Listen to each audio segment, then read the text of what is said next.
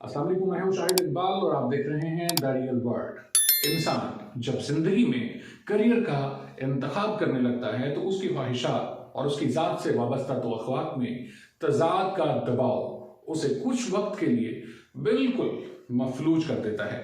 उसे टेम्पटेशन या पैशन में से एक का इंतखाब करना होता है।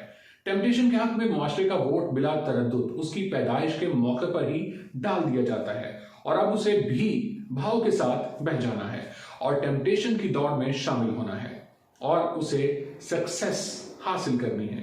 अब ये सक्सेस किस चीज का नाम है? ये एक रिलेटिव टर्म है। इसका पैमाना हर शख्स और हर क्लास के लिए मुख्तलिफ है। इसको मुख्तलिफ अदवार में मुख्तलिफ चीजों से ताबीर किया जाता था।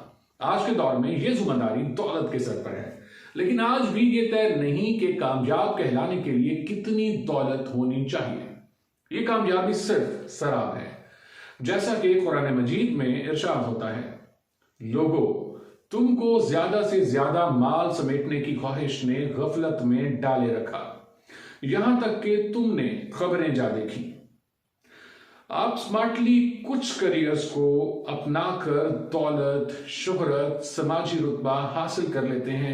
आप दौलतमंद और कामयाब कहलाते हैं, मगर तशनगी आपको कामयाबी का एहसास नहीं होने देती, क्योंकि आप सरपट दौड़ने के बाद भी खुद को बहुत सौ से बहुत पीछे पाते हैं।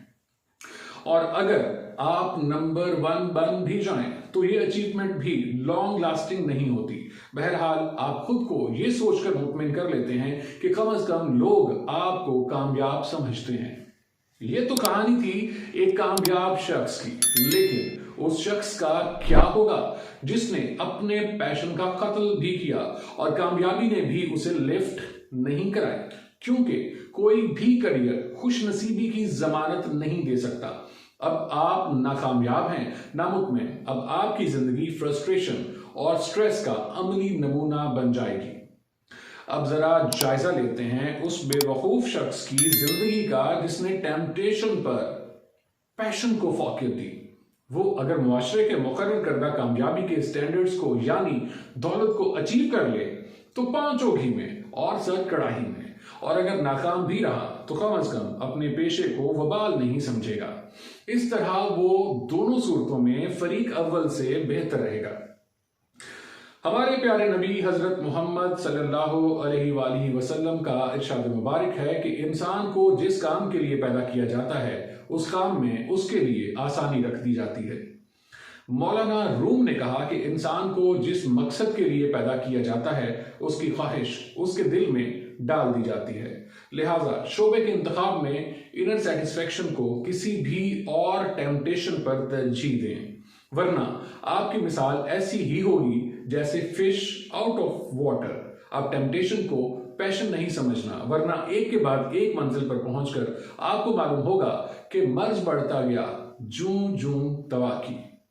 और आखिर में आपको करियर चूज करने का गुर बताता हूं कि ये सोचकर करियर चूज कभी ना करें कि कामयाब हो गए तो कितना मजा आएगा, बल्कि ये सोचकर चूज करें कि नाकाम रहा तो कोई मलाल नहीं होगा।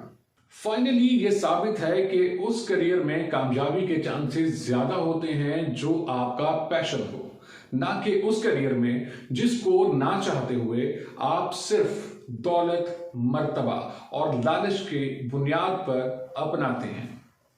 होपफुली अब हम करियर को चूज करने की बेहतरीन क्वालिफिकेशन रखते हैं।